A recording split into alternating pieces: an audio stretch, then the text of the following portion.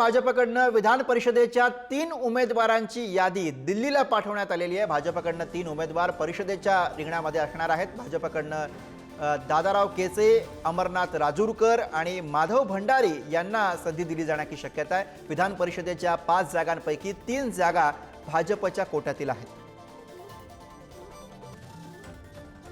तर विधान परिषदेच्या 3 उमेदवारांची यादी ही भाजपकडनं दिल्लीसाठी पाठवण्यात आलेली आहे। भाजपकडनं 3 उमेदवार हे परिषदेच्या रिंगणामध्ये असणार आहेत आणि भाजपकडनं दादाराव केचे, अमरनाथ राजूरकर आणि माधव भंडारी यांना संधी दिली जाण्याची शक्यता आहे। भाजपकडनं 3 नावं सध्या दिल्लीला पाठवण्यात आलेली आहेत। या 3 नावांमध्ये दादाराव केचे, अमरनाथ राजूरकर आणि माधव भंडारी यांचा समावेश असण्याची शक्यता आहे।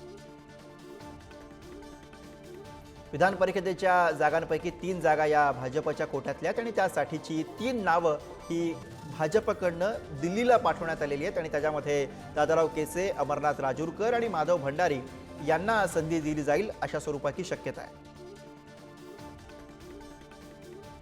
17 मार्चपर्यंत यासाठी अर्ज भरण्याची मुदत आहे आणि त्या दृष्टीने आज भाजपकडनं दिल्लीला नावं पाठवण्यात आली।